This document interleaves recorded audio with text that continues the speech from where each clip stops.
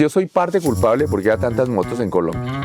Y me avergüenza y fue un error monstruoso que yo hice. Ganaba más cuando estaba estudiando en Duke que cuando estaba alcalde de Bogotá. José Obdulio Gaviria. Yo creé la empresa Metro. Transmilenio es algo espectacular, espectacular. El único que no lo expandió fue Petro, pero por incompetente. Si fuéramos Medellín y no Bogotá, ¿quién se aguantaría a los paisas del orgullo? Porque los políticos son expertos en hablar. Yo hablar mejor ya habría sido presidente.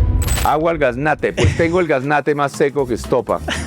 Debo reconocer que el sentido del humor le ha mejorado un montón, Enrique. O sea, eso sí, se ha echado unas perlas hoy impresionantes. Créame que he hecho un esfuerzo por no llenar esto de preguntas. Estoy en desacuerdo con usted, Peñalosa. Es que yo quisiera a veces solo charlar con jóvenes, porque los jóvenes no se alcanzan.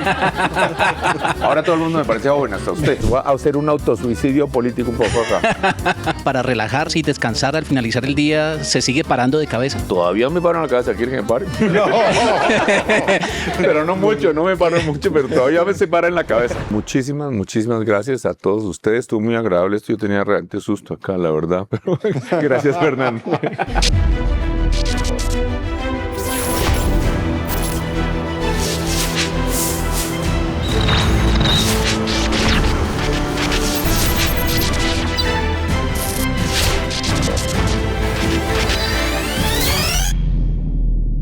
Hola, bienvenidos a Vértice de Minuto 60, el lugar donde las preguntas y las respuestas se encuentran.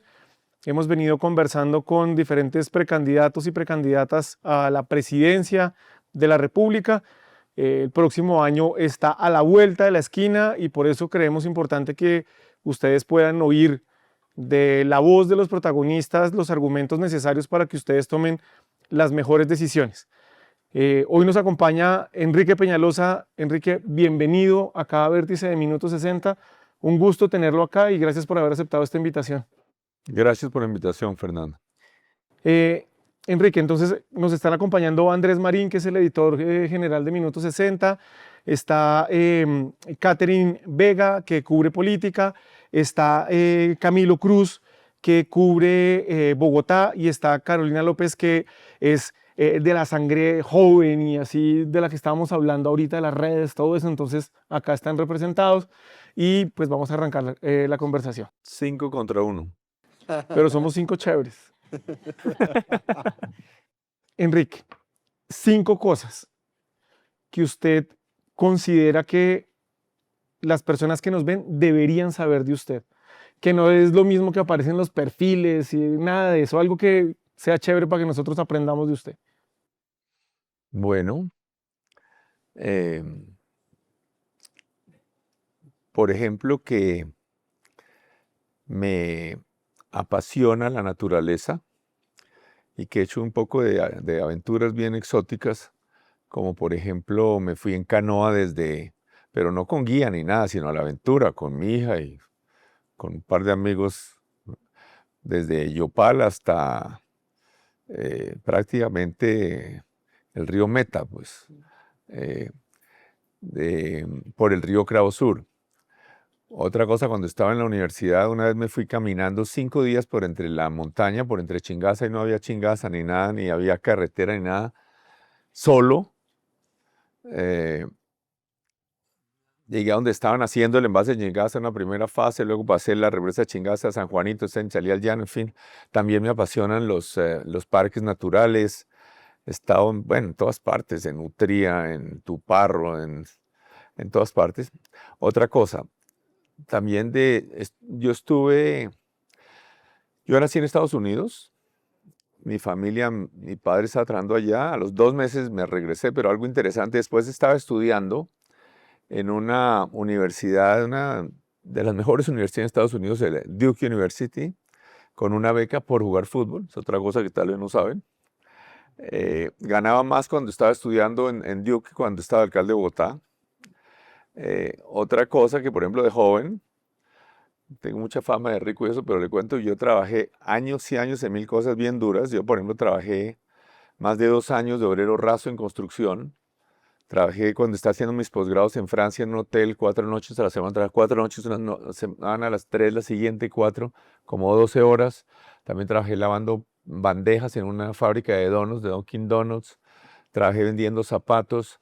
Trabajé de mesero en restaurantes, de lavaplatos. Trabajé, me acuerdo, con un campesino salvadoreño que se sentía muy orgulloso porque él sabía arar con bestia y con tractor. Entonces, otra cosa, pero además me faltaron como 10 trabajos más, que no hay tiempo de... además que una cosa es los que van a Estados Unidos o algo y trabajan 2 meses o 3, estos son años y años, entonces llevamos como en 3. Otra cosa es que, bueno, algo sobre mi nacionalidad gringa, que es interesante, porque hay gente como el presidente Petro que se lagarteó y tiene nacionalidad italiana. Yo hice lo contrario. Cuando yo estaba estudiando, después de haber terminado mi colegio allá, mi universidad, estando estudiando, voy a haberme quedado a ser un ejecutivo exitoso allá, yo siempre, mi obsesión era venir a Colombia, a dedicar mi vida a Colombia, y vine y renuncié a mi nacionalidad gringa.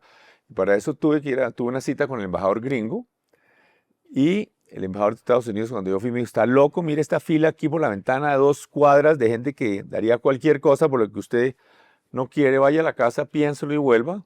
Eso fue una de las pocas vacaciones que tuve, ¿no? Porque yo casi trabajé como desde los 16 años hasta los 25, nunca tuve vacaciones.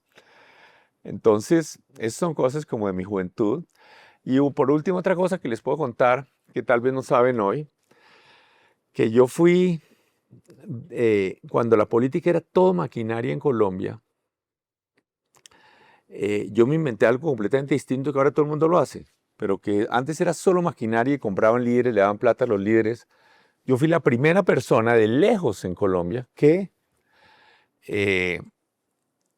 comencé a repartir volantes para buscar. Y en mis volantes, la primera vez que un político tenía una foto sonriente, la primera vez que alguien ponía una hoja de vida en la publicidad política, y yo entonces me subí a los buses. En esa época, como eran buses informales y eso, yo como era alto podía hablar desde al frente, entonces al bus en el semáforo les hablaba, les daba un paquete a los de un lado, a los del otro, que lo pasaran, hablaba un poco y me bajaba, subía miles y miles de buses, y también a la entrada de los supermercados, en fin. Y eso lo hice porque uno de mis primeros trabajos, yo fui gerente de una empresa que sembrábamos tomates en invernadero. Y entonces cuando no lograba vender los tomates, yo tenía las bandejitas con los tomates, entonces yo me parqueaba a la salida del Carulla de Niza y abría la puerta de atrás de mi Renault 4, ya los jóvenes no saben ni qué es un Renault 4, pero era un carrito como el carrito más básico que había en esa época. Y entonces yo después dije, si yo hacía eso, si yo podía vender mis tomates, ¿por qué no inventarse esto? Entonces así fui elegido a la Cámara, siempre totalmente independiente, cero yo no he tenido ni una investigación por algo incorrecto en mi vida. Y nunca he recibido un peso de un contratista. Ni hay un líder, no hay un líder que pueda decir, yo he sido alcalde de Bogotá 2 veces, que es el segundo puesto por elección más importante en Colombia. Y no hay un líder que pueda decir que yo le di plata ni para comprar gaseosa para una reunión, pues. Y menos un contratista del Estado que pueda decir que yo le recibí un peso. Entonces son algunas cosas. Ahí hay unas cuantas, no sé si 5 más o menos, pero... Pero están, ahí las tenemos y ya nos alimenta la idea de quién es Enrique Peñalosa. Enrique, le voy a mostrar fotos de 5 personas. Voy a tener que traer mis gafas, vamos a ver. Para que usted nos diga, para que usted nos diga con quién trabajaría, a quién denunciaría y a quién evitaría. Trabajaría, denunciaría y evitaría. ¿Estamos listos? Sí, a ver. Listo. Primera persona, Gustavo Petro. Evitaría. Evitaría. Segunda persona, Armando Benedetti. Evitaría. Desde la época en que fue concejal. Claro, yo lo conozco desde hace rato. Lo que es asombroso es que Benedetti tenga una importancia tan grande en Colombia ahora, Dios mío. Eso muestra lo mal que estamos. Tercera persona, Claudia López. También evitaría. Por razones muy distintas, ¿no? Que las de estos otros dos. No quiero mezclarlos en la misma bolsa. Tiene cualidades que los otros no, pero tiene otros defectos que no me entusiasman. Claro. Además, pues ella siempre habló muy bien de usted y tuvieron tensiones cuando en la alcaldía de ella, ¿no? No, es que ella entró a destrozar todo lo que estábamos haciendo nosotros y yo creo que hizo muchos daños en Bogotá graves. Muy bien. Cuarto, José Obdulio Gaviria. Es irrelevante, la verdad. Y Paloma Valencia. Yo sí podría trabajar con Paloma, me parece, la admiro, me parece muy valiosa. Bien. Enrique, cuando pues, nos conocemos hace un montón de años y el interés por la ciudad siempre estuvo ahí, y cuando uno habla con la gente que ha trabajado con usted, todos reconocen la habilidad que usted tiene para montar equipos. ¿Qué tipo de características debe tener o qué características debe tener la gente con la que usted trabaja para que dé los resultados que ha dado? Puede que a uno le gusten o no le gusten, pero ahí hay unos resultados. Entonces, ¿qué características tienen sus equipos? Sí, yo sí creo que de lejos tengo más resultados que cualquier otro alcalde, pero de lejos, no es ni parecido, pues. Y es por eso, porque logro tener una gente excelente. ¿Y por qué la logro tener? Porque yo creo que a veces los que no somos tan inteligentes y tan genios y el mejor de la clase, desde muy pequeños aprendemos que hay otros que son más inteligentes que nosotros. Y no solo aprendemos, sino que sabemos qué es lo que nos pueden aportar. Y entonces, pues, entonces esa es parte, lograr escoger gente excelente. Y la otra parte que es importantísimo, que es igualmente importante, es armar equipos, lograr que trabajen de verdad, que se quieran, que disfruten con el triunfo del otro. Yo creo que el peor enemigo en la administración pública son la misma gente del equipo llenos de celos, trabando cosas del otro. Entonces, ¿qué calidades busco? Yo busco integridad, busco conocimiento, claramente.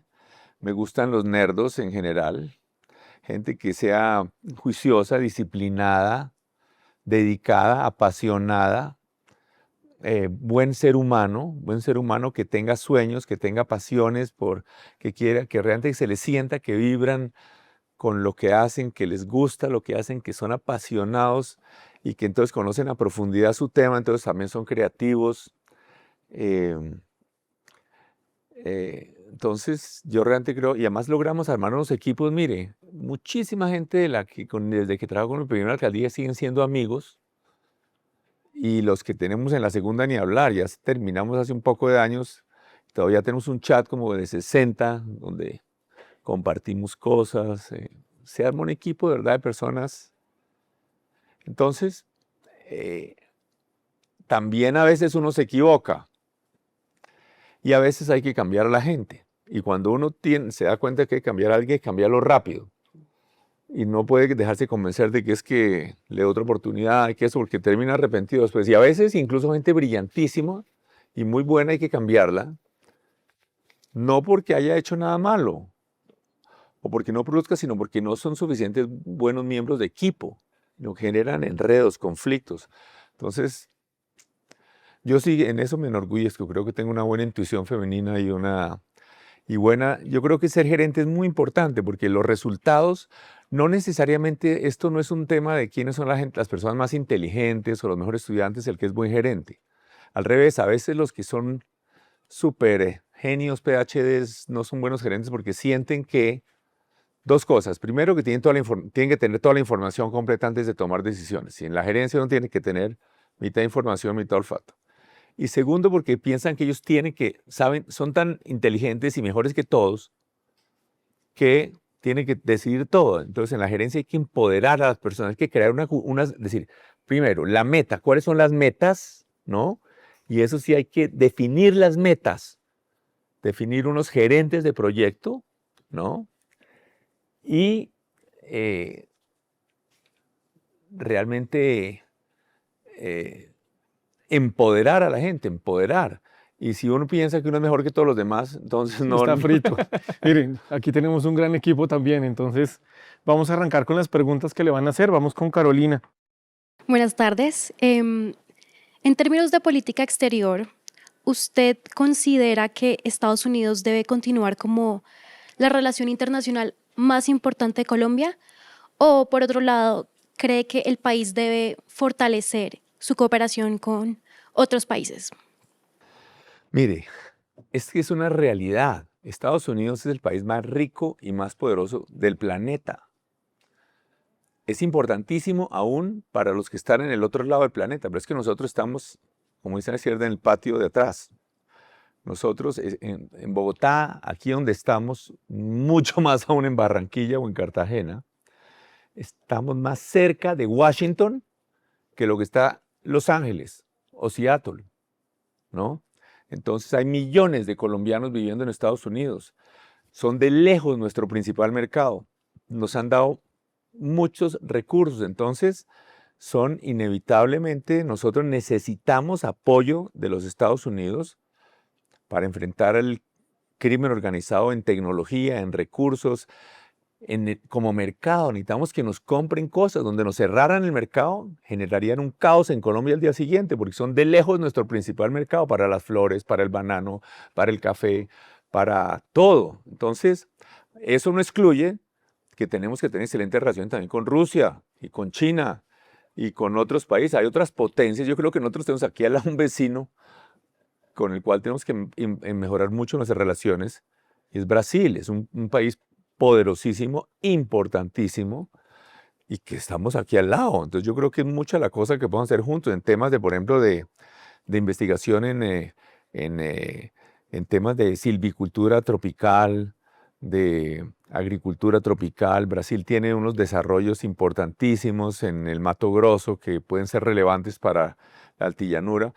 Y obviamente con América Latina pues, son nuestros hermanos, somos los mismos. Entonces, con el mundo entero, obviamente, pero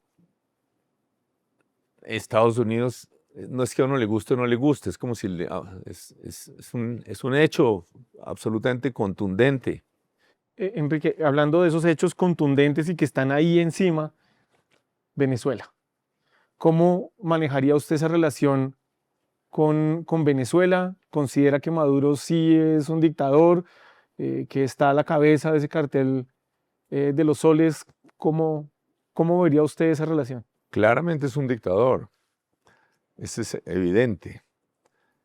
¿Qué tan metidos en el tema de la corrupción? Pues toda la gente que sabe de eso, de las organizaciones internacionales en Europa, en Estados Unidos, dicen que está involucrado él y su equipo con toda clase de actividades criminales. Pero eso es una cosa. Yo no soy el juez de Maduro. Colombia no puede de ninguna manera nunca servir para intervenir en Venezuela para, por ejemplo, cambiar el gobierno en Venezuela. Y nosotros tenemos que tener relaciones con Venezuela. Tenemos una frontera con 1.500 kilómetros o algo, y nosotros necesitamos que haya comercio, que los colombianos y venezolanos de la frontera puedan transitar lo más libremente de un lado al otro. Son hermanos, los hermanos venezolanos, por Dios. Es decir, somos hermanos de todos los latinoamericanos, pero somos más hermanos de los venezolanos que de todos los demás. Pero claramente nosotros, eso no significa que vamos a romper relaciones, ni hay que tener...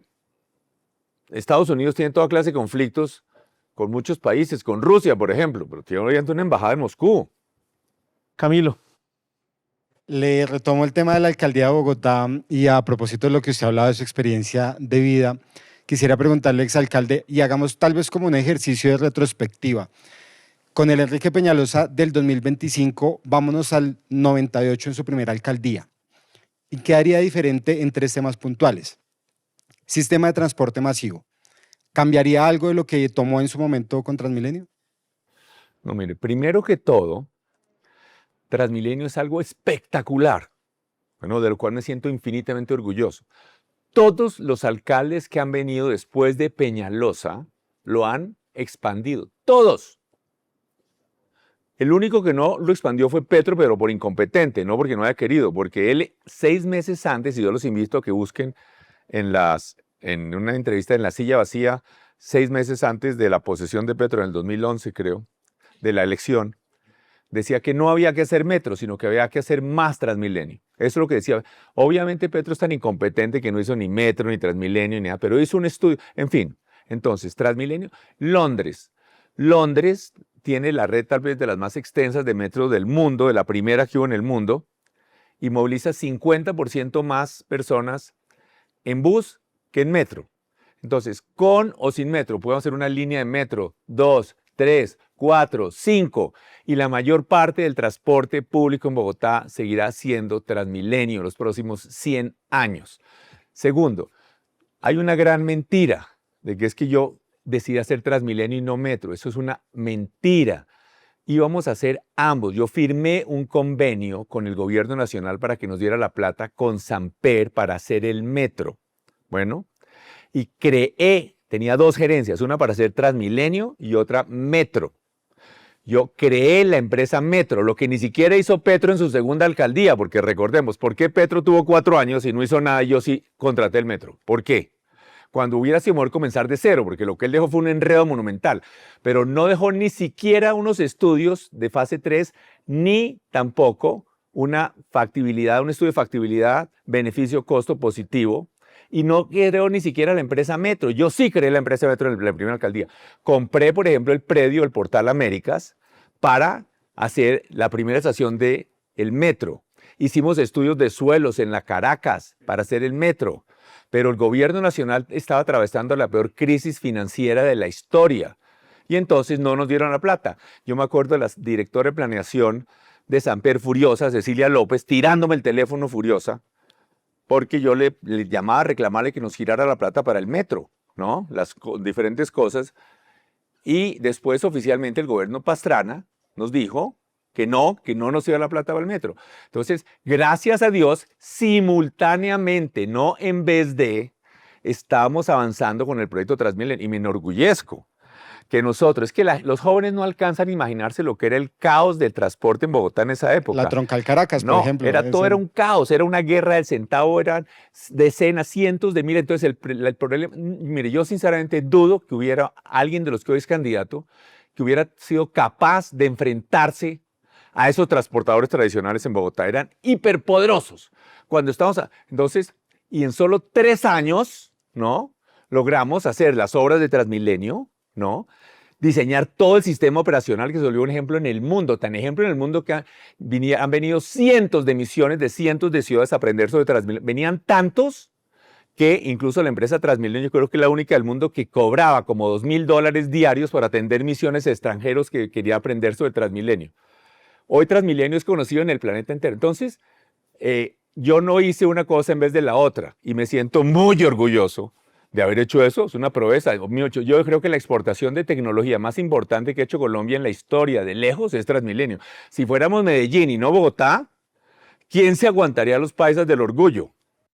Pero rápidamente, lo dejaría como lo diseñó. Exacto, digamos, claro. por ejemplo, con el tema de las estaciones que, por ejemplo, en algún momento se volvieron vulnerables por las estaciones, o lo dejaría tal cual como lo No, diseñó. obviamente que hay cosas que se mejoran en detalles. Yo, por ejemplo, hice un cambio que desafortunadamente esta alcaldía decidió volver a cambiarlo, yo estoy en desacuerdo, y es que las sillas en la segunda alcaldía, Transmilenio es un sistema de transporte masivo, no un sistema de bus tradicional. Y le cuento, Transmilenio, es que podríamos hablar ahora sobre esto, no quiero perder el tiempo. No nos extendamos. ¿No?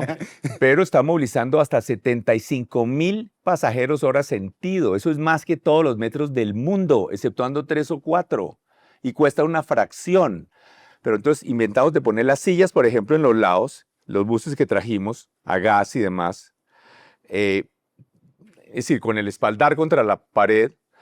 Para 2 cosas, porque así no hay un poco de degenerados que se frotan contra los hombros de las mujeres que están sentadas, y además es más fácil controlar a los delincuentes carteristas que están parados, y hay más espacio en el corredor del bus, y entonces la gente no se acumula contra las puertas. Pero desafortunadamente con la nueva licitación que hicieron ahora con una gerente de Transmilenio, que estoy en desacuerdo con eso, pero me parece excelente la que hay ahora, María Fernanda, entonces sí, hay detalles de esos, pero esos son temas menores. Muy bien. Transmilenio es una cosa espectacular y se seguirá haciendo. Y ojalá, bueno, en fin. Tenemos ahí. Catherine. Digamos que para uno como habitante de Bogotá es fácil asociarlo con Transmilenio, con lo que pasó en sus alcaldías anteriores.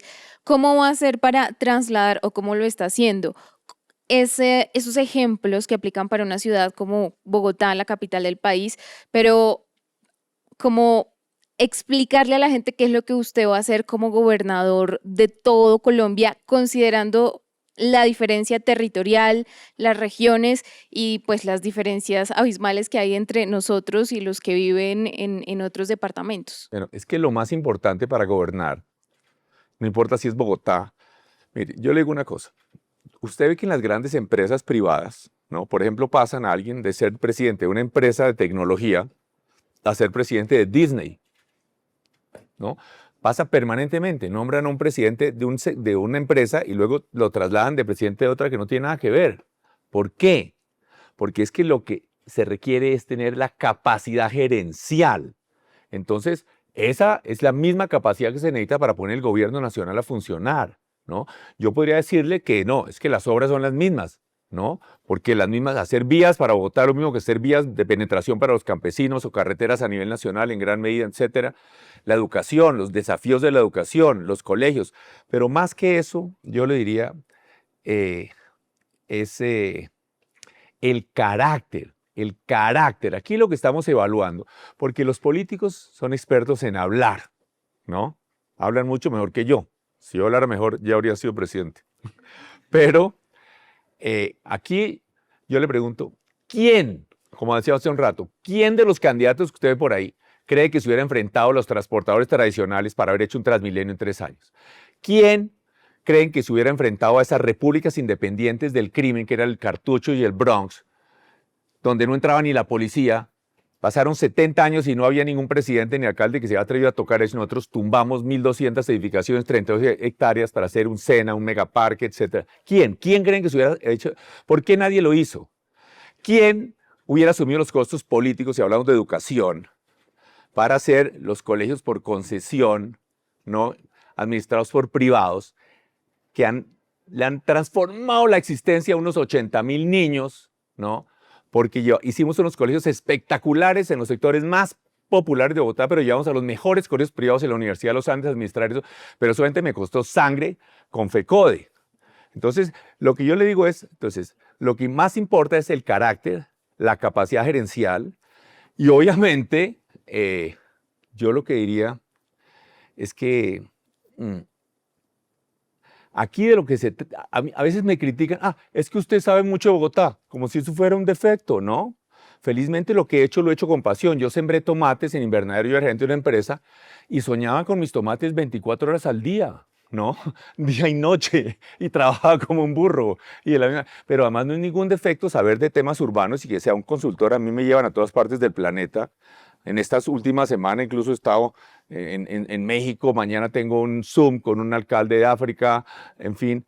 Entonces, 85 de cada 100 colombianos viven en zonas urbanas. Yo no creo que sea una debilidad saber sobre el tema urbano, sobre cómo vamos a arreglar el problema del acueducto y alcantarillado, de lograr mejorar, hacer unos grandes parques regionales para la gente alrededor de otras ciudades, en fin, eso. Pero sobre todo yo lo que quería aquí, de lo que se trata es de conozco Colombia, le aseguro que mucho, pero de haber demostrado que tiene la capacidad gerencial y el carácter para hacer cosas difíciles. Enrique, pero hay una cosa que quiero retomar frente a ese tema. Claro, usted dio unas peleas, sobre todo las dio duro en la primera administración. En la segunda ya tuvo un poco más de tropiezos para sacar adelante proyectos. ¿Cómo hacer en una época en la que no es tan sencillo hacerlo por voluntad del gobernador, del gobernante, en este caso el presidente, sino que a nivel nacional va a tener que estrellarse y gestionar un montón de intereses que son más poderosos incluso que cosas que ha enfrentado acá? ¿Cierto? Es indispensable. Yo creo que, primero que todo, lo que uno tiene que tener es una visión. Yo creo que hemos fallado en que no hemos explicado a los ciudadanos, por ejemplo, por qué es que es mejor la economía de mercado y la propiedad privada. Digamos, ¿cuál es el tema de Petro? ¿Por qué es que Petro es un desastre? La principal, ahí tiene muchas fallas, pero como por ejemplo que nombra gente realmente de muy mala calidad. El mismo Benetti decía hace 2 días que los ministros que tenían los paquetes, ¿no? Incluyéndolo a él, pero bueno, no importa. No, pero Benetti es simpático, obviamente, él es muy simpático. Y es inteligente, ¿no? Perversamente inteligente, pero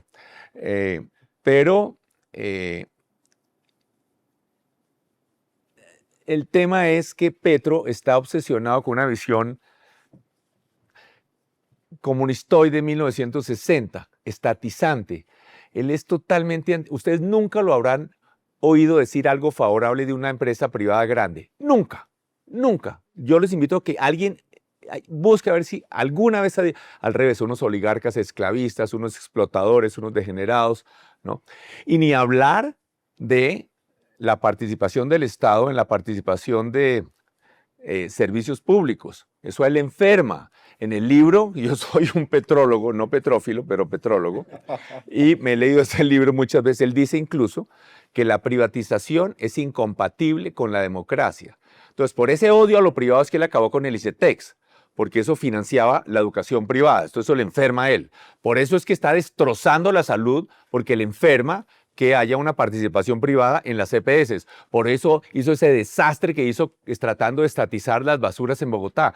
Por eso está también haciendo todos los daños y hablando incluso de no cumplir con las vigencias futuras de las concesiones viales. En fin, entonces, ¿a qué voy con responder a su pregunta? Una de las cosas fundamentales que nosotros tenemos que hacer es que los colombianos tengan claro cómo es que los países se vuelven ricos, ¿no? Entendamos, hemos tenido 1.300.000 colombianos que han emigrado en los últimos 3 años, más que una Barranquilla, se han ido, es una tragedia. Entonces, pero se van a España, por ejemplo. ¿Por qué la gente gana más en España? Incluso se van a Chile, ¿no? Donde ganan 3 veces más que acá. ¿Por qué? Entonces, porque hay más inversión privada. Entonces, los colombianos hay que explicarles, los países que se volvieron ricos, China era pobrísimo, hasta que dejó el comunismo de lado y las empresas estatales y se dedicó más bien a hacer empresa privada y apoyar a las empresas privadas. Colombia era mucho más rica que Corea y Corea hoy es riquísimo. Todos los colombianos tenemos algo coreano, un teléfono Samsung, una nevera, ya no me acuerdo, todas las marcas coreanas que hay, carros Kia. Entonces, ¿por qué? Entonces, en ese liderazgo yo creo que es importante. Ese es otro tipo de liderazgo. Tenemos que construir una visión compartida de para dónde vamos, ¿no? Y a veces, por ejemplo, se necesita mucho más participación privada, ¿no? Y a veces menos, ¿no? Pero, por ejemplo, para resolver el tema de los acueductos regionales, hay casi que una incompatibilidad entre eficiencia y entidades públicas, porque las empresas públicas siempre tienen a los políticos presionando para que nombren más gente de la que se necesita, nombrar a la gente más incompetente, no a los mejores, ni hablar de otros problemas de corrupción y demás. Entonces, por ejemplo, hay que crear empresas regionales de acueducto con participación privada, etc. Entonces, yo lo que creo es que el liderazgo tiene que ver aquí ya, como dice usted, estoy completamente de acuerdo, es en buena medida hay un reto de comunicación más importante, de construir una visión, y es de crear instituciones. Hay una serie de proyectos claves, ¿no? Y obviamente la seguridad es obvia, pero aquí, mire, si los colombianos entendiéramos que podemos volvernos un país rico relativamente rápido, es decir, solamente creciendo al 3% anual, que no es nada en ingreso per cápita, podemos tener un desarrollo como el de España en 30 años. Es decir, que la gente gane lo mismo que gana en España, es decir, haciendo ajustes por la capacidad efectiva de compra. Es decir, podemos volvernos un país donde la gente viva bien, gane mucho más, sea seguro. Nosotros no somos inferiores, tenemos todas las capacidades para lograrlo. Mira, hay una diferencia grande con Petro y termino. Petro él se siente más inteligente que el resto del universo, esa es una gran diferencia. Pero además él quiere pasar a la historia como uno de los grandes líderes del mundo, como Alejandro Magno, Julio César o Napoleón. Yo no. Yo quiero dejar a Colombia encaminada y con claridad hacia convertirse en una sociedad mucho mejor, más segura, más rica, con más arte, con más música, con mucho más calidad de vida, con deporte, donde la gente vive mucho mejor. y desaparecer. Y cuando yo me muera, que echen mis cenizas al viento y que los que me aman, mis amigos y familias cercanos, cuando vean algún árbol por ahí que yo sembré, se acuerden de mí. Debo reconocer que el sentido del humor le ha mejorado un montón, Enrique. O sea, eso sí, se ha echado unas perlas hoy impresionantes.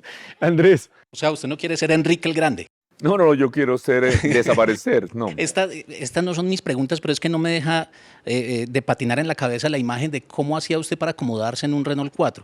Y aparte de eso... No, más difícil en las busetas que había antes.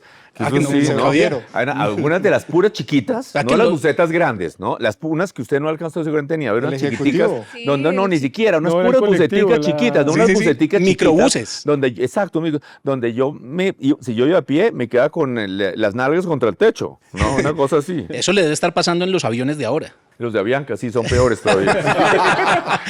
Y la segunda parte de esa visión que tengo en la cabeza es que nos perdimos de un primer Jerry Mina en Enrique Peñalosa, o es que fue muy malo jugando. No, yo nunca, la verdad, yo no fui ninguna estrella de fútbol, pero fui suficientemente bueno para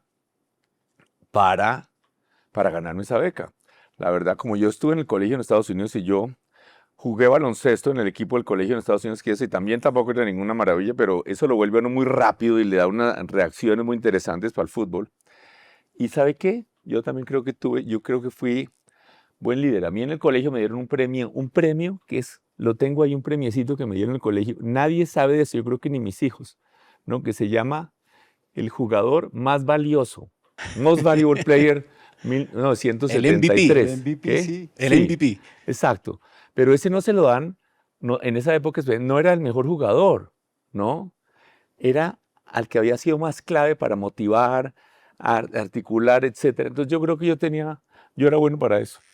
Pero a la parte seria, he tenido la oportunidad de verlo a usted durante sus múltiples campañas políticas, levantarse muy temprano a hacer ejercicio y prácticamente cuando todo el equipo estaba apenas empezando a desayunar, usted ya llegaba listo, se había hecho su buen kilometraje en la playa, porque me tocó verlo en Santa Marta, y decir, salgámonos ya a pedir votos en la calle.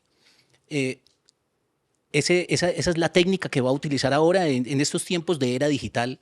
Como usted ha revolucionado tanto la manera de pedir votos, poniendo una foto sonriendo, ya utilizando la hoja de vida en los panfletos, ¿cuál debería ser la fórmula actual de pedir los votos para los ciudadanos? Mire, este es un nuevo mundo de la política y el mundo de las redes es la realidad. Para llegar a todo el mundo solo es a través de los medios y las redes son impresionantes, ¿no? Digamos antes, hace 40 años, 50 era 2 periódicos, ¿no? Y de pronto un canal de televisión, que eso sí era imposible salir ahí. Ahora están ustedes, digamos, esto es importantísimo, tener uno la posibilidad de que con sus propias redes puede llegar de pronto a 100.000, 200.000 personas, algunas veces, a veces como a unas 200 nomás, pero bueno, pero yo creo que hay que ir a todas partes, pero sobre todo porque uno aprende mucho. Uno aprende mucho y tiene además de cómo hablar sobre el país, ¿no? ¿Qué es lo que está pasando en Mocoa? ¿Qué es lo que está pasando en Armenia? ¿Qué es lo que está pasando en Villavicencio? No tanto porque uno va a tener una reunión de 200 personas o 300, eso ya no. Digamos, Miguel Uribe, en fin, esa reunión no está en Fontibón. Él lo hacía porque él sí era el político por esencia. Reunía todas las cualidades de un político, estudioso, disciplinado, trabajador. Y le encantaba estar con la gente y estar con sus líderes. Y él estaba en una reunión que políticamente para la presidencia era inútil, ¿no? Porque te dan una reunión con 100 personas en Fontibón, ¿no? Cuando lo que necesitas es millones. Entonces esa es la política moderna en gran medida. Pero yo quiero un poquito pasar a la primera parte que usted dijo que es menos política. Yo sí creo que la disciplina de vida es muy importante. A mí me encantaba, y hasta hace poco con el lío de seguridad que ahora tengo, porque me informaron de la policía. Además, yo soy el único que no me quejo de la UNP y al revés, yo sin pedir me pusieron 15 escoltas, una cosa, porque había unos riesgos muy específicos. Pero yo sí, de mis felicidades máximas es ir en mi bicicleta a patios. Ya soy como la mascota, porque subo cada vez más despacio, pero es tan maravilloso para el espíritu y yo sí creo que la vida sana es importante. Y no solo esas son las cosas que tienen que hacer un líder, un presidente. Mira, las cosas que yo más tiempo le dediqué. Yo, por ejemplo, nunca fui a la junta directiva del IDU, ni de la empresa Acueducto, ni de la Secretaría de Educación, pero le dediqué mucho tiempo a planear un programa en donde llevamos a más de 30.000 niños de sectores muy populares a acampar con unos super expertos en estos campos, como los señores de Cajuyalí, al embalse de Tominé y al embalse de San Rafael y demás. Y yo creo que también es importantísimo. Lo que tiene que hacer un presidente es que, yo creo que un presidente tiene que ser también un ejemplo de vida, de alguna manera. Un ejemplo de vida, así como que los niños de Colombia puedan querer ser como el presidente y enseñemos a la gente. Por eso, por ejemplo, las bibliotecas que hicimos, de alguna manera lo que construyen son valores, como los templos medievales, que construían valores religiosos. Aquí lo que están diciendo, la gente importante en la sociedad son los que saben, los que estudian, no los que tienen dinero, no cualquier corrupto o narcotraficante que tiene carros caros o joyas. Entonces los que hacen deporte. Llevamos, entonces, tener que los niños vayan a la naturaleza, que los niños estudien música, que hagan deporte, aprender a vivir de una manera más feliz. Y de alguna manera así también despreciamos estos valores de los corruptos, de valores materialistas y demás. Discúlpeme, pero usted acaba de decir algo muy delicado. ¿Tuvieron que reforzar su esquema de seguridad?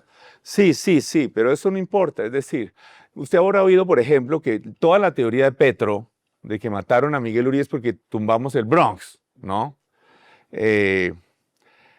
Obviamente yo tuve 10 veces más con la tumba del Bronx, 100 veces más que Miguel Uribe, ¿no?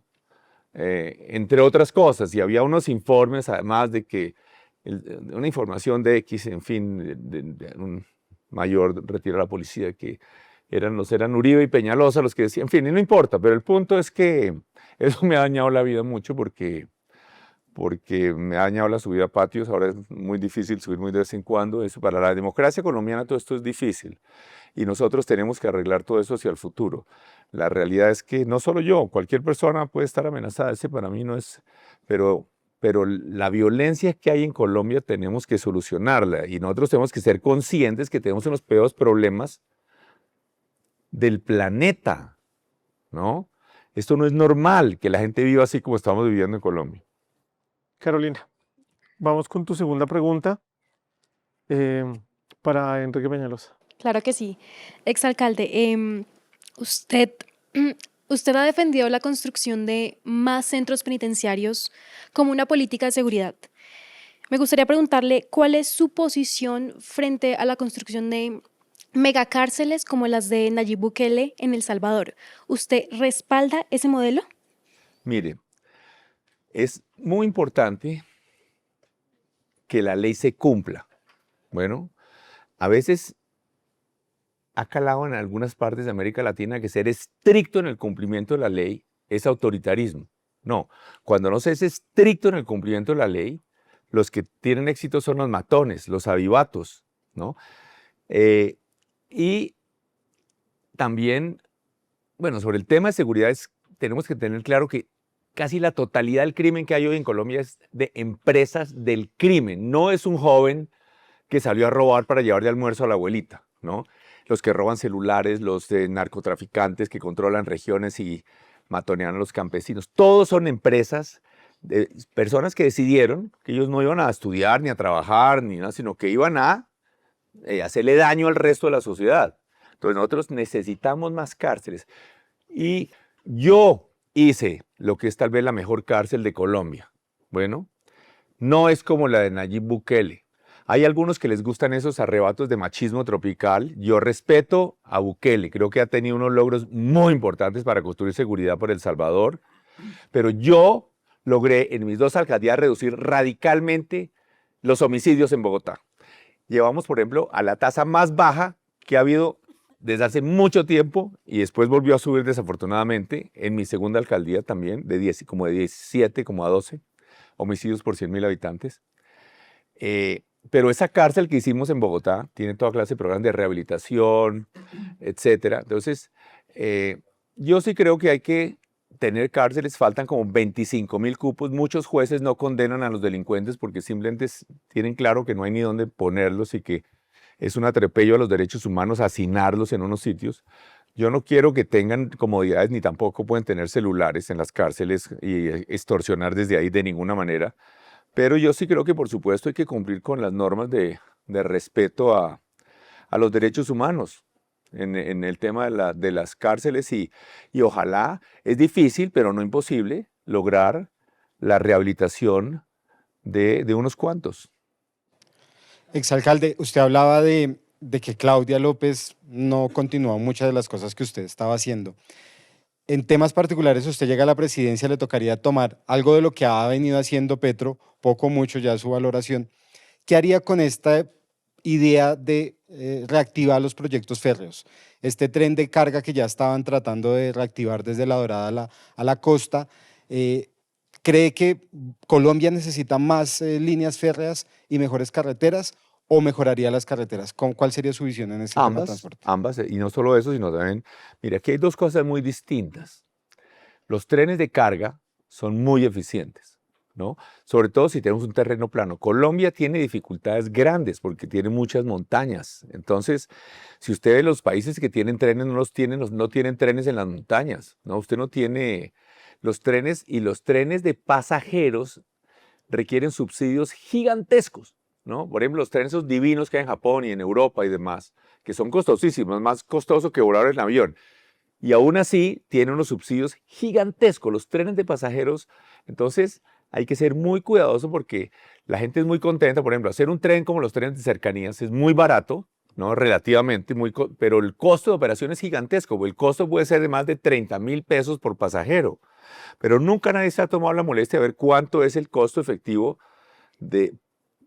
incluyendo la depreciación. Entonces, pero hay que hacer lo que digan los ingenieros, los expertos. Si es tren, tren. Si es río, hay que adecuar. Bueno, yo sí creo que hay que adecuar el río Magdalena. Hay que combinar sistemas férreos con navegación fluvial.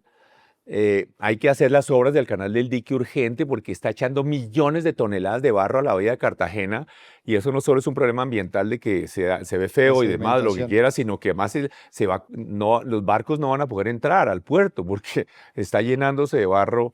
Entonces, pero obviamente en Estados Unidos, por ejemplo, fíjese, en Estados Unidos no tienen trenes rápidos los trenes de pasajeros tienen un subsidio gigante y no tienen tantos, pero los trenes de carga son hiperrentables, son muy eficientes.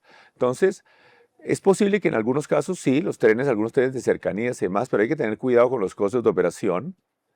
Pero los trenes de carga, todos los que se pueda, bienvenidos. En las zonas planas es difícil, es prácticamente imposible hacer trenes en zonas muy empinadas, no son muy eficientes. Pero mantendría lo que Petro... No, es que Petro lo único que ha hecho es el tren, una concesión que ya venía de antes, del gobierno Duque, que es la concesión de La Dorada-Chiriguaná, ¿no? Esa es la línea de tren que ya existía desde que vino aquí hace 200 años.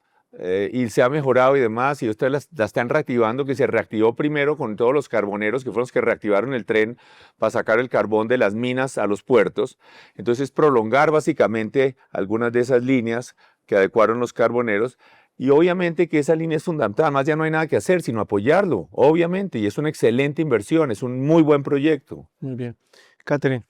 ¿Cuál va a ser su política ambiental? Durante la alcaldía de Bogotá lo criticaron muchas veces por mucho cemento, por el pasto sintético. Usted ha dicho que le encanta el ambiente, pero sí puede generar alguna como preocupación por parte de sectores ambientalistas. ¿Cuál va a ser su visión en su eventual gobierno? Mire, primero que todo, es que podíamos hablar sobre Bogotá.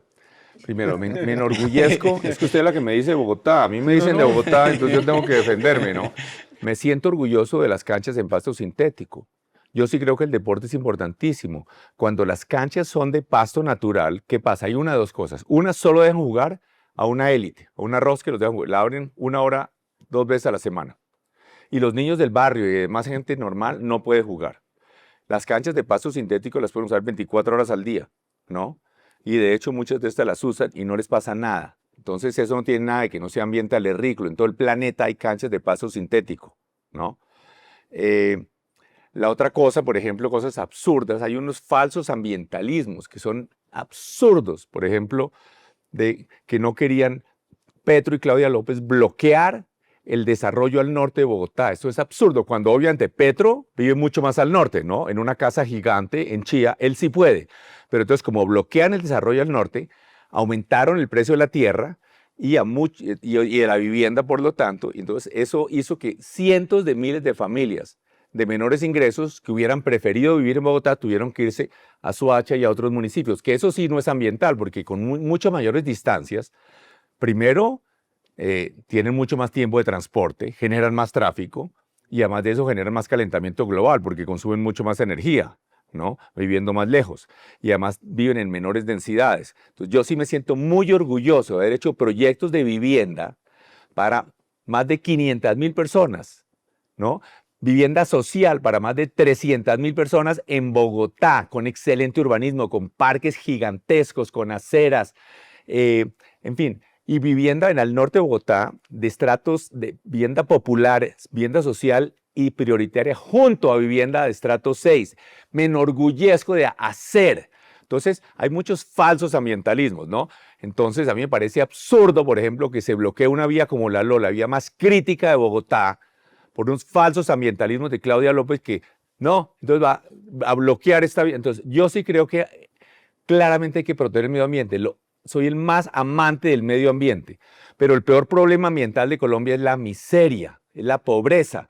Entonces, nosotros necesitamos hacer fracking, por ejemplo, que ahora hay más tecnologías cada vez más sofisticadas, hay que hacer minería, nosotros necesitamos producir cobre. Chile, por ejemplo, es el principal productor de cobre del mundo. Aquí en Colombia tenemos unas minas de cobre bloqueadas.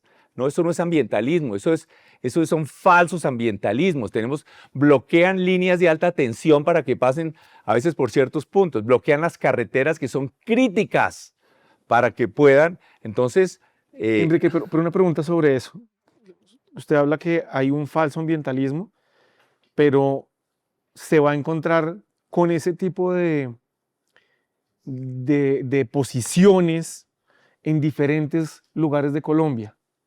¿Cómo va a gestionar eso que es un hecho, ¿cierto? No es una cosa hipotética, es una cosa que si es presidente, usted se los va a encontrar. Claro, Y pero consultas bueno, previas. Vamos a ver quién gana. ¿Cómo es lo va a decir, manejar? aquí, por ejemplo, hay unas corporaciones ambientales que ahorita están completamente, hay un problema gigantesco de corrupción ahí. Hay unos representantes en la Junta que es que de las ONGs, unas ONGs fantasmas que no representan a nadie, ¿no?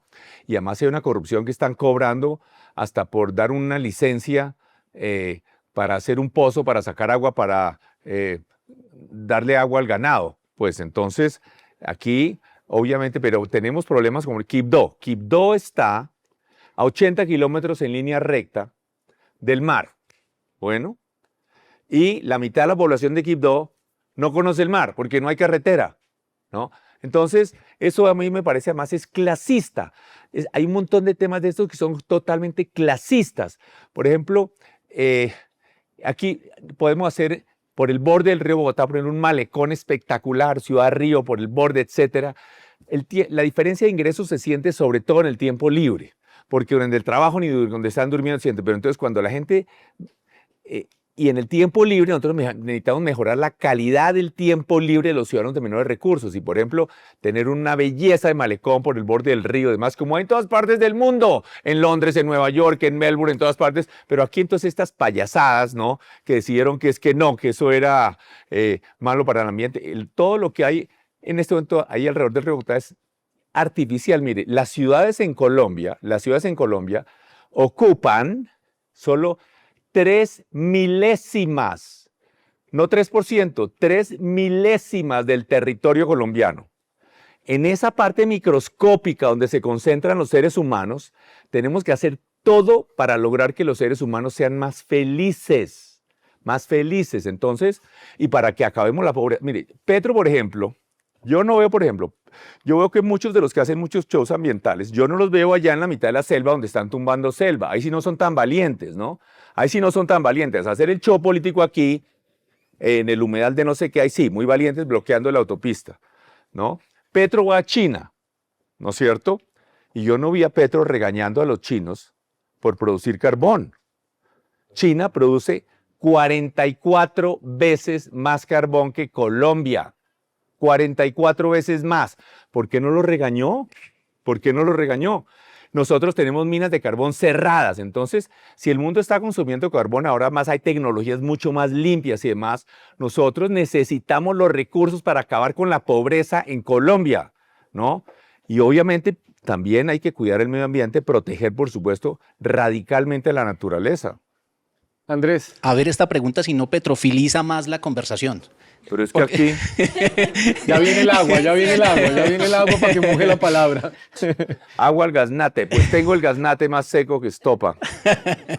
Y eso es como de Después- renacuajo, ¿usted no se acuerda?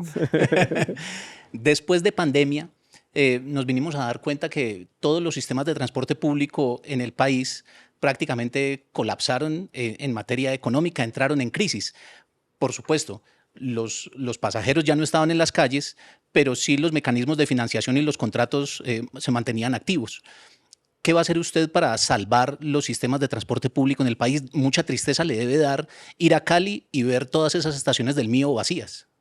Sí, hay que hacer los sistemas de transporte público bien. Por ejemplo, si hablamos de sistemas tipo Transmilenio, hay que hacerlos por donde se necesitan, ¿no? Con todo el respeto con Bucaramanga, por ejemplo, donde el Metrolínea además, allá resulta que la vía principal por donde se debía haber puesto el sistema, no, hay mucho tráfico ahí. Entonces, más bien, pongámoslo un poquito más allá. Entonces no tiene demanda, no. Hay que ponerlos por donde está la máxima demanda. Es donde más incomoda a los carros. ¿Qué le vamos a hacer? ¿No? Entonces, ahora bien, hay que hacer bien esos sistemas, ya sea Metro o Transmilenio o lo que sea, y algo de subsidio es necesario. Mire, subsidiar el transporte público es de los mejores subsidios que hay. ¿Por qué? Porque la mayoría de los subsidios tienden a ser abusados. Si a la gente le dan comida gratis, como pasaba con la Bienestarina, por ejemplo, terminaban alimentando cerdos con la comida que les daban gratis. O si dan, por ejemplo, si damos agua gratis, la gente termina montando laveros de carro o no cierra las llaves o lo que sea. Entonces, es muy peligroso los subsidios porque llevan a que haya mucho desperdicio. Pero en el transporte público hay lo que los economistas llaman un consumo muy inelástico, que no importa cuánto cueste, ¿no? La gente consume lo que necesita, ¿no? Y no más. Entonces, si el transporte cuesta más, pues la gente tiene que pagar para ir a donde tiene que trabajar. Y si cuesta menos, tampoco. Así fuera gratis, no se va a poner a pasear en bus todo el día solo porque es gratis, ¿no? Entonces, en realidad, prácticamente en todas partes del mundo se subsidia el transporte público. Ahora bien, hay que buscar la manera de que el subsidio sea el menor posible. Hoy en Transmilenio, como la tarifa, lo que paga la gente, es solo la mitad de lo que cuesta realmente el Transmilenio, ¿no? Sobre todo porque lo que más pierde plata es no tanto las troncales son mucho más eficientes porque van más rápido, tienen más capacidad, etc. Lo que más pierde plata y donde más hacen trampa es en el SIP, pero, en fin, claramente hay que ver cómo tenemos ciudades que tengan buenos sistemas de transporte público, eso es esencial, y ciclorrutas, y en fin, eso es esencial para tener ciudades competitivas, calidad de vida, para que la gente viva mejor. Enrique, mire, yo comparto muchos de esos principios. Créame que he hecho un esfuerzo por no llenar esto de preguntas. Estoy en desacuerdo con usted, Peñalosa. He hecho el esfuerzo, he sido No lo haga, juicioso. dígame, desahógese. No, pero hay una pregunta que me da vueltas con esto y es una realidad que en Colombia el número de motociclistas está aumentando. La gente se está bajando del transporte público, muchos de carros, algunos de bicicletas y están comprando motos. La industria de motos reporta plata, utilidades para las empresas, pero también le reporta unos beneficios al Estado. ¿Qué va a hacer con las motos usted? No, las motos son maravillosas, ¿no? Es decir, por ejemplo, pero además esa es otra de las muestras de cómo Colombia ha progresado. Es que yo quisiera a veces solo charlar con jóvenes, porque los jóvenes Gracias. no se alcanzan. Ahora todo el mundo me parece joven, hasta usted. No, pero ¿por qué no se alcanzan a imaginar en Colombia lo que era, por ejemplo, hace 25, 30 años, era inimaginable que alguien de bajos ingresos tuviera una moto, ¿no? Hoy, pues un portero del edificio tiene moto, un campesino tiene moto, y obviamente la gente creerá que es porque ellos son muy trabajadores o muy... No, es porque el país es mucho más rico, es porque Colombia ha progresado y es una sociedad mucho más rica. Y por eso es que hay una capacidad de consumo mucho mayor y todo el mundo tiene prácticamente un nivel de educación mucho mejor que el de los padres, o la gente ahora cocina con gas y no con gas que le llega por tubería en las ciudades, por lo menos, y no con con gasolina que se estallaba. Entonces, las motos para el campo, por ejemplo, son maravillosas y para mucha gente que vive en sitios donde la cobertura de transporte público no es buena, pero la realidad es que, por ejemplo, en Bogotá, aunque uno ve motos por todos lados, ¿no? El número de gente que anda en moto es el mismo que anda en bicicleta, ¿no? Entonces, y obviamente lo que sí, las motos sí tienes que respetar las normas de transporte público, no se pueden andar por las aceras, ni meterse a las ciclorrutas, ni estacionar en las aceras, en fin, pero para muchas personas, a mí me parece que es un transporte válido, incluso hasta los mismos mototaxis en algunos casos y demás, en muchas ciudades pequeñas, digamos del Pacífico y de muchos sitios donde, pero es decir, en Colombia hay 1.200 municipios, algo por el estilo, entonces nosotros tenemos que, solamente en unas pocas ciudades va a haber transporte masivo, transporte público, en la mayoría no, y para el campo, entonces a mí las motos no me parecen un problema, al revés, es parte del sistema y curiosamente sí es algo muy interesante. Yo soy culpable, una de las razones, yo soy parte culpable porque hay tantas motos en Colombia. Y me avergüenza y fue un error monstruoso que yo hice. Y le voy a contar cuál es. Nadie cae en cuenta si no me atacarían por eso. Voy a hacer un autosuicidio político un poco acá. ¿No? Mire, yo creé, hay muchas cosas que la gente, hasta palabras que la gente usa en Colombia que me inventé yo, como ciclorruta, Transmilenio, cosas. Y otra de las que me inventé fue pico y placa, ¿no? Se alimentó, entre otras, nuestro amigo común Edgar Enrique Sandoval, el nombre, pero nosotros lo implementamos. Y cuando hicimos el pico y placa, ¿no? Pusimos pico y placa para los carros, pero no para las motos, ¿no? Entonces, y fuera de eso, las motos no pagan peaje. Entonces, la persona, si compra un carro, pues primero se mete en el trancón, que en la moto puede evitarlo en buena medida. Legal o ilegalmente, pero lo evita. Pero además no puede usarlo todos los días. Si compra carro, solo puede usarlo la mitad de los días. Entonces, uno ve que hay ciudades en América Latina donde llueve mucho menos que en Bogotá y casi no hay motos, como en Ciudad de México o en Lima, que no llueve nunca y casi no hay motos. Y aquí estamos inundados de motos, con todo y que llueve y hace frío y demás. Entonces, yo creo que parte del estímulo a las motos es un estímulo creado por el Estado, que nosotros creamos al haber hecho un sistema que no le pusimos pico y placa a las motos y que no se le cobra peaje a las motos. Entonces, Ahora lo pondría. no, ya no hay nada que hacer. No, por eso te iba a decir, No, y ahora ahora sí. sí. No, eso sí ya no. No me ponga tampoco. Ya me he hecho mucho daño solito políticamente. Ahora no diga que me lo termine de hacer. No, pero lo cierto es que yo creo que restringir las motos hay una cosa muy sencilla. Primero que tienen que pagar el SOAT, ¿no? Punto. A la sociedad.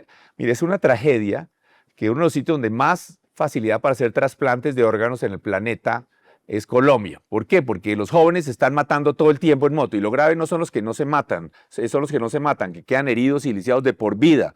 Entonces, por favor, sean cuidadosos. Mi hijo tiene moto además, ¿no? Entonces yo sufro, ¿no? Obviamente él no anda, pero tienen que cumplir las normas de tránsito, no pueden estacionarse en las aceras, en fin, pero son perfectamente válidas las motos como medio de transporte.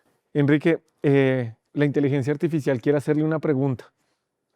Vamos a ver qué tiene para usted. ¿Cómo garantizaría que sus propuestas no terminen siendo percibidas como una imposición tecnocrática desde arriba, sino como políticas capaces de generar consensos en un país profundamente dividido? Ahí lo tiene. Bien, buena pregunta, inteligencia artificial. Miren, curiosamente, como hay tantas caricaturas falsas en la política, yo creo que nadie ha peleado tanto por la igualdad como yo. Nadie. Yo, sinceramente, a mí no me va a dar clases de igualdad, Petro, ¿no? ¿Por qué decimos Transmilenio? Transmilenio lo que hace es darle prioridad al transporte público sobre el privado. Por primera vez con Transmilenio, los que van en transporte público van más rápido que los que van en carro. Y un niño desde la ventana del bus casi que le puede hacer así el del carro de 500 millones que no se mueve en el trancón. Las ciclorrutas igual, es para mostrar lo mismo, la pelea para hacer aceras, la legalización de barrios marginales. Mi obsesión es construir igualdad y mejorarle la vida a todos. Y a los niños en especial, a los niños que haya todas las posibilidades tengan de ser felices, de hacer deporte, de hacer música, de salir al campo. Entonces, yo lo que creo es que podemos llegar a consensos y hay discusiones bien duras. Por ejemplo, yo creo que FECODE es muy valioso. Yo he tenido, me han calumniado mucho por los colegios en concesión, que sido una revolución, le han cambiado la vida a estos colegios públicos en los sectores más pobres, administrados por los mejores colegios privados de Bogotá y la Universidad de los Andes, que tienen unos resultados extraordinarios.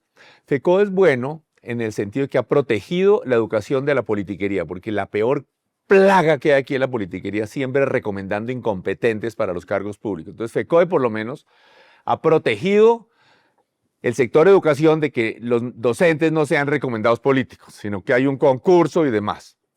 Pero hay que hacer unas reformas a la manera como está organizada la educación. A mí me llama la atención la principal causa de pobreza y de desigualdad que hay en Colombia es la educación.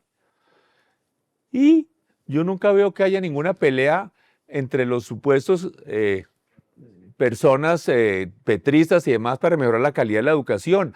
Los padres llevan a sus niños al colegio y quedan tranquilos, piensan que todo está maravilloso y los resultados académicos de nuestros niños a nivel internacional son un desastre. No podemos competir con Corea si no sabemos más ciencias, matemáticas, leer. Entonces, a lo que voy es que, para contestar a la inteligencia artificial, es que yo sí creo, yo lo que creo en el fondo es lo siguiente, este es realmente el resumen de toda esta reunión de hoy. Yo creo que en cuanto a los fines, yo diría que llegamos a un acuerdo casi entre todos los colombianos, de que tenemos que acabar con la pobreza, que tenemos que construir más igualdad, etc. Donde hay discusiones con relación a los medios, si es mejor más participación estatal o más participación privada, etc. Y esa es una discusión técnica, no ideológica. En eso yo creo que en buena medida nos podemos poner de acuerdo. Ok. Andrés, ibas a preguntar una cosa. No, es que como sus jornadas son tan maratónicas, ¿todavía para relajarse y descansar al finalizar el día se sigue parando de cabeza? Todavía me paro en la cabeza, ¿quieren que me pare? No. Pero no mucho, no me paro mucho, pero todavía me se para en la cabeza. Pero es que ya ahorita. Cumplo 71 años, pero sí, pararse en la cabeza es algo que aprendí desde... Yo no soy muy bueno para los deportes, nada por decirlo, quiero aclarar, ¿no? Pero sí, todavía me paro en la cabeza. Enrique, aunque ha venido hablando sobre eso en diferentes momentos de la conversación, usted gana la presidencia, gobierna 4 años Colombia. ¿Cómo quiere ser recordado? Primero que todo, a mí no me interesa ser recordado, no. Yo tengo claro, mire, yo hay presidentes que admiro muchísimo, por ejemplo, como Carlos Lleras Restrepo, y nadie sabe quién es el joven de 20 años que se acuerda quién era Carlos Lleras Restrepo. Nadie. No, lo que yo sí creo es que, más que cómo quiero ser recordado, yo sí quiero ser alguien que contribuyó radicalmente a cambiarle la mentalidad, a darle una nueva confianza en sí mismos a los colombianos, a que tengan claridad de que podemos convertirnos en un país rico, donde la gente gane mucho más, donde haya seguridad, donde los ciudadanos puedan vivir sin miedo a quedarse sin empleo, sin miedo a no poder estudiar lo que quieren estudiar, sin miedo a que los atraquen, sin miedo a recorrer su país. Entonces, ese es como un cambio de mentalidad, cambiar, volver un poquito, antioqueñizar un poco más a Colombia, ¿no? Que tengamos más confianza en que podemos convertir a nuestro país en un país desarrollado, que sintanos que pues, somos unos ganadores. Esta competencia es mucho más importante que el Mundial de Fútbol, ¿no? Entonces, yo sí creo que si logramos tener confianza en que tenemos todas las posibilidades, que tenemos gente inteligentísima, trabajadora, maravillosa, y que podemos salir adelante, ya con eso, como cambiarle. Mire, yo cuando llegué a Bogotá a la alcaldía la primera vez, yo me acuerdo que todo el mundo que uno llegaba con el papelito decía, ¿no? Decía, no, esto no lo arregla nadie, ¿no? Sentía que era un desastre, ciudad que cada vez era peor, aún los que eran tataranietos de tolimenses y de bayunos y lo que sea, seguían diciendo que eran de allá, y de repente los bogotanos comenzaron a tener una autoestima distinta, ¿no? Que es algo que se ha deteriorado otra vez en buena medida por ese petrismo envenenando a la gente siempre.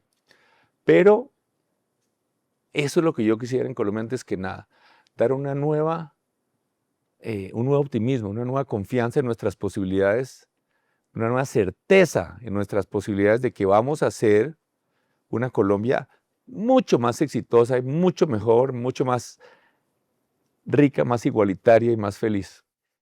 Pues Enrique, muchas gracias por este espacio y por aceptar la invitación aquí de Minuto 60 y compartir estas reflexiones en Vértice.